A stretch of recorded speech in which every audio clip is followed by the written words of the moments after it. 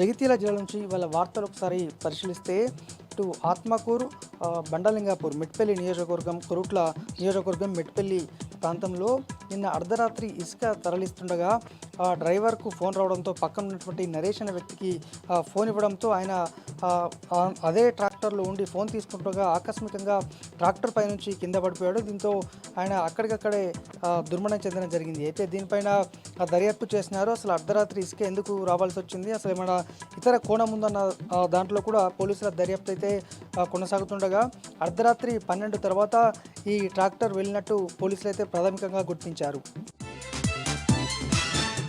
ఇక మరొక వార్త, ఇటు కొరుట్ల నియోజకవర్గ ఎమ్మెల్యే డాక్టర్ కల్వకుంట్ల సంజయ్ ఇవాళ 130 మందికి పైగా లబ్ధిదారులకు కళ్యాణ లక్ష్మి చెక్కులు పంపిణీ చేశారు. ఈ సందర్భంగా ఎమ్మెల్యే మాట్లాడుతూ కళ్యాణ లక్ష్మి చెక్కులతో పాటు తులం బంగారం ఇస్తామన్నటువంటి హామీ ప్రభుత్వానికి ఏమైంది, ఎందుకు మహిళలను మోసం చేశారనే విధంగా వారు మాట్లాడడం జరిగింది.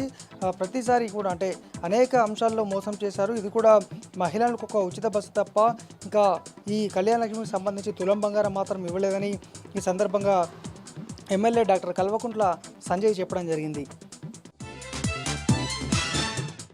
మరొక వార్త, జగిత్యాల జిల్లాకు సంబంధించి జగిత్యాల పట్టణ బీఆర్ఎస్ సీనియర్ నాయకులు గత కొన్నేళ్లుగా బీఆర్ఎస్ పార్టీ ఆవిర్భావం నుంచి కేసీఆర్ వెంట ఉన్నటువంటి ఈ ఓరుగంటి రమణారావుకు సంబంధించి వాళ్ళ వారి జన్మదిన సందర్భంగా ఆయన అభిమానులు జగిత్యాల జిల్లా కేంద్రంలోని ఈ గవర్నమెంట్ ఆసుపత్రిలో ఇవాళ రక్తదాన శిబిరాన్ని నిర్వహించారు. ఈ సందర్భంగా మాట్లాడుతూ బీఆర్ఎస్ పార్టీకి తెలంగాణ ఉద్యమం నుంచి ముందున్నటువంటి వ్యక్తి, అటువంటి వారి ఎన్నో సేవలు కూడా చేశారు. వారికి రమణారావు గారి తరఫున మేమంతా ఆయన అభిమానులము రక్తదానం చేస్తున్నామనే సందర్భంగా వారంతా కూడా చెప్పడం జరిగింది.